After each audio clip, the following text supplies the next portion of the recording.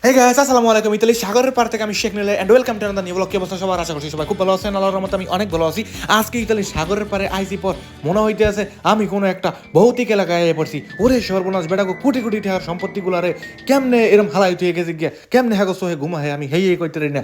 এই জায়গাটা হইছে এমন একটা জায়গা, বেটাকে লাখ লাখ কোটি কোটি টাকার ওই দেখানে মানুষ দেখলে পাশ দিয়া যায় হেসে করে ডর। মানে সাগরের পারে কোনো মানুষজন তার নাই। এটা তোর গরমের দিন না যে হাজার হাজার মানুষজন পাশ দিয়া যাইবে, দেখ মানে নর্মাল একটা বিষয়। ওই ধান যে সময় পিচ দেয় সাইকেল গুলো যায় ঠেয়া জানি কি কোন একটা জিন ভূতে তারপর সাইকেল চালাই আমার পাশ দেয় গেল গিয়া। আসলে কবে যে আইবে এই দিনগুলো, যে দিনগুলো এই জায়গাটায় আইলে মনে হইবে আমি কোন একটা স্বপ্নের দেশে আইয়ে পড়ছি। মানে এগুলো দেখলে মনে হইবে না যে আমি সাগরের পাশে আছি। দর্শক দেখতে দেখতে কিন্তু বালির মধ্যে নামে গেলাম আর সামনের দিকে যাইতে আছি। যতই সামনের দিকে যাইতে আছি অতই আর ভয় করতে আছে। ক্যামেরার মধ্যে যতটা ক্লিয়ার দেখা যাইতে আছে, রাত্রে কিন্তু এতটা ক্লিয়ার না, যেহেতু আইফোন দিয়ে ভিডিও করা, রাইতেও একটু ক্লিয়ার ভাবে ভিডিও হয়। চারিদিকে চাইতে আছি আর নিজের কেমন জানি চোর চোর লাগতে আছে যে চারিদিকে কোনো মানুষজন নাই, এই রেস্টুরেন্টের মালিকও আমি না, এইসব জায়গায় কাজও আমি করি না, অথচ আমি হ্যাঁ রেস্টুরেন্টের সামনে দাঁড়িয়ে আছি। জিনিসটা কেমন জানি লাগে না? আমি খালি সামনের দিকে চাইতে আছি আর দেখতে আছি যে সামনে কিছু আছে টাছেনি। হঠাৎ করে চাই দেখি কেটে জানি এক মাথার টুপি হালাই তুই গেছে। ব্যাপার কি? এনে আবার জিন বুতের কোনো কারবার চলতে আসেনি। ওরে সর্বনাশ, এই টুপিটা হালাই তুই গেলে কেডা? সাগরের পারে কোনো মানুষজন নাই অথচ টুপি হালাই তুই গেছে।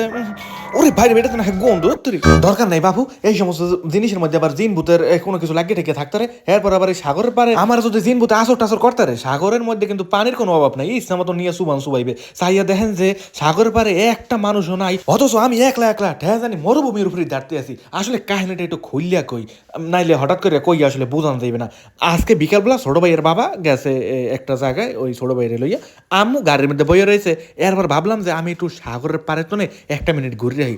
ওমা, সাগরের পারে আইসি পর এরম কোনো সময় মনে হয় দৃশ্যগুলো দেখি নেই, এরম ভয়ঙ্কর। ওরে ওরে পুলিশ যাইতেছে, পুলিশ যাইতেছে। এই সর্বনাশ, রাস্তার পাশে এমন জায়গায় গাড়ি থুইয়েছি, পুলিশও যদি দেখতারে আমার একালে শেষ করে হালাইবে। তাড়াতাড়ি করে দৌড়ে দৌড়ে যাইতে হইবে ওখানে। পুলিশে গাড়ির তো নামার আগে, গাড়ির তো নামার পর যদি ওরা খাতার মধ্যে লেখা পুস্তক মানে ওইয়ের মধ্যে যদি লেখাটা শুরু করে দেয় ফোনের মধ্যে, ওই আরে আর কোনোভাবেই ঠেয়ান যাইবে না। ওরা নামার আগে আমার দৌড়াইয়া অন্য গাড়ি লিয়ে যাইতে হইবে। যাক দর্শক, বাইসে গেলাম, পুলিশে কোনো রকমের সমস্যা করে না। আসলে যেই জায়গায় পার্কিং করছি ওখানে গাড়ি পার্কিং করার মতো জায়গা। এরপর আবার ওরা অনেক সময় কন্ট্রোলে নামে যে সাগর পারে এক গাড়ি ওখানে নাই, তো গাড়িটা থইয়ে গেলে কেটা কোনো চোরাই গাড়ি আবার এনে রাখিয়া গেছিনি। যাক দর্শক, এবারের মতো পুলিশে কোনো রকমের দায় ঝামেলা করে নাই। আমি বরং সাগরের পারে আরেকটু সময় থাকিয়া তারপরে যাবো গিয়া। আসলে অনেক সময় গাড়ির মধ্যে বইয়ে রয়েছিলাম, বইয়ে থাকতে থাকতে এক পর্যায়ে দেখি মাজা মোজা গেছে ধরি হেলিকে। ভাবলাম যে না, গাড়ির মধ্যে বইয়ে না থাকিয়া একটু সাগরের পারে তো ঘুরিয়া যাই। আর ইফতার করছিলাম কিছুক্ষণ আগে, ইফতার করি শরীরে কালে মানে কি কম শরীর দিচ্ছে সারিয়া। দর্শক পিছনে এই যে দরজাওয়ালা রুমগুলো দেখতে পাচ্ছেন, ওই রুমগুলোর মধ্যে ওরা আসলে অনেক গুরুত্বপূর্ণ জিনিসগুলো রাখিয়ে যায়, কিন্তু ওইগুলোর পাশ দিয়ে হাঁটতে কেমন জানি ডর করে। হ্যাঁ জানি ভিতরে মানুষজন হাঁটে চলে,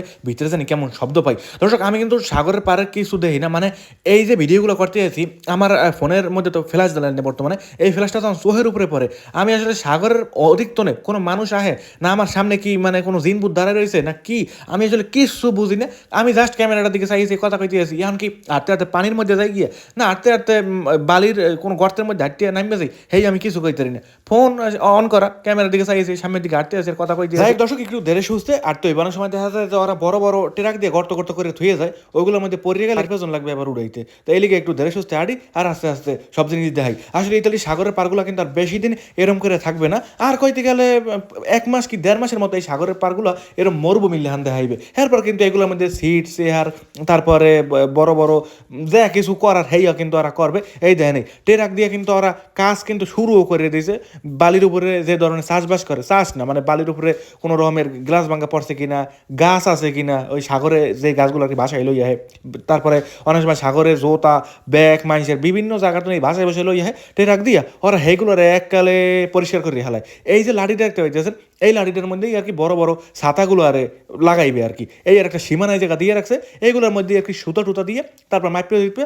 ওরা আর কি সাগরের পারে যে কত কাম করে, ওইয়া যদি কইতে যাই হ্যাঁ ভিডিও বিশাল হয়ে যাবে, কর কোনো দরকার নেই বাবু। সাগরের পারে তখন থুইয়া আমি উপরে উঠে গেছি। সাগরের পারে বেশি কোনো হাঁটলে তার মধ্যে এমন তারা বালু হান দেয়, হ্যাঁ যত পরিষ্কার করে কি করে দরকার নেই। বালির মধ্যে থার এমনি কাম করে ভাই কুল। এরপর আবার এই বালি বলি পার মধ্যে হান দিয়ে কেটা দেরি কাম করে।